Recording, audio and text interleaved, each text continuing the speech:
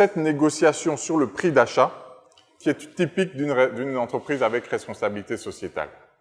On n'essaye pas de gagner le plus, on essaye de gagner le plus longtemps possible.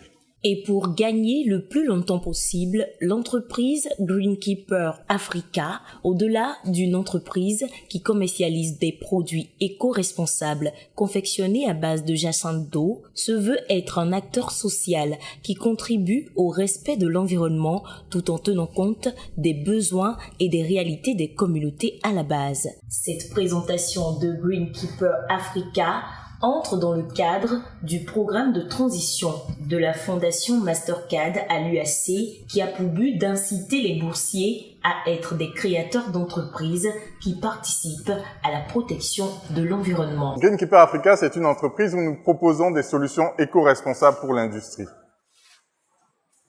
Notre mission, je l'ai mise ici, c'est que nous fournissons aux communautés, aux organisations et aux entreprises des solutions brillantes qui leur permettent de protéger le monde et de prendre leur place face aux défis de notre époque. Nous sommes les premiers producteurs d'absorbants industriels en Afrique, il n'y en a pas d'autres, et notre produit aujourd'hui est certifié sur le plan international. En présentant l'entreprise, Monsieur Fola Mouftaou, gérant de Greenkeeper Africa, a souligné l'importance pour chaque future entreprise d'associer une responsabilité sociétale à la suivi de l'entreprise à long terme. La responsabilité sociétale n'est rien d'autre qu'une philosophie globale, un engagement de l'entreprise qui inclut l'apport des communautés, la fabrication de produits ou de marques respectant l'environnement et l'entourage, l'inclusion des personnes sans barrière, la responsabilité des déchets que l'on produit et bien plus encore. J'aimerais que, en tout cas, qu'ils cultivent leur savoir-être, c'est-à-dire qu'ils considèrent que ces années d'université qu'ils ont sont des années qui leur permettent de construire leur savoir-faire et qu'en même temps, à côté de ça, ils travaillent personnellement, à travers leur réseau, à travers des associations, à cultiver leur savoir-être, parce que ce sont ces deux aspects-là qui sont nécessaires pour un recrutement.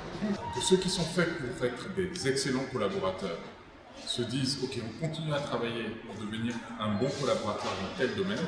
Ceux qui sont faits pour être des entrepreneurs se disent « Je mets ce qu'il faut de côté comme connaissance, comme compétence et je me lance ».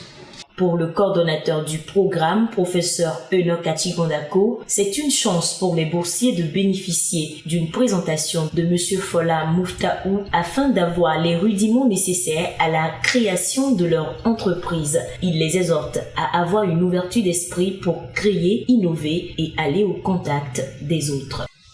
Que votre avenir professionnel, ce n'est pas que dans les cahiers.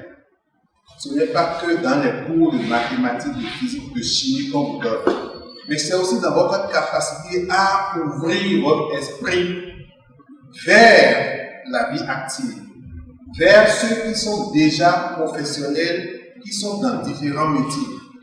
Vous n'allez pas gagner du travail simplement en lisant vos mathématiques et vos physiques et vos sciences, chimie, etc. Non, vous gagnez du travail en allant au contact des autres, en ouvrant votre esprit.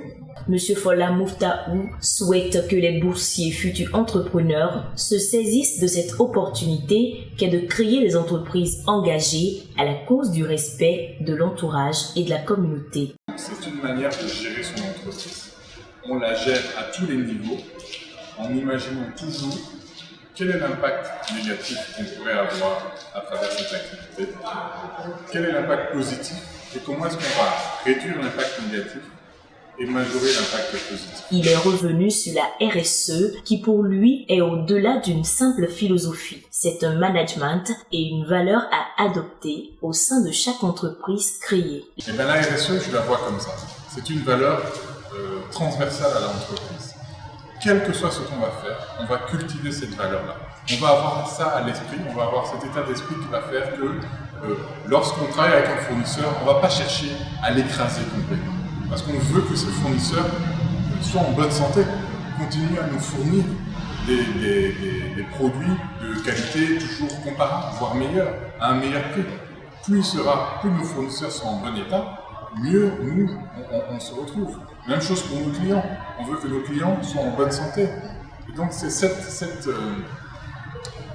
prise de conscience que l'entreprise doit être à l'intérieur d'elle-même en bonne santé et elle doit se retrouver dans un environnement qui lui-même est en bonne santé. Pour moi, c'est ça la RSE. C'est cultiver la santé de l'entreprise et de la communauté dans laquelle elle est. Les boursiers ont gagné énormément de ces riches échanges à travers les nombreuses réponses obtenues qui viennent assouvir les besoins en connaissances et stratégies entrepreneuriales. Après votre présentation, je me suis retrouvée dans un modèle parfait d'entreprise et j'ai pu trouver des noms à des actions que je faisais et auxquelles je n'arrivais pas à donner de nom. Pas plus tard, la dernière fois, j'ai eu à installer un système d'urinoir dans une école primaire publique. C'était pour collecter l'urine, mais aujourd'hui, je peux dire que c'est en réalité l'action sociale que j'ai eu à faire. Et j'ai appris beaucoup de choses de votre pitch, c'était très intéressant. Cette présentation aura permis de garder en tête que créer une entreprise durable, ce n'est pas uniquement proposer des produits qui répondent aux besoins de l'environnement ou de la communauté, mais c'est surtout s'engager à servir les autres à travers des solutions éco-responsables.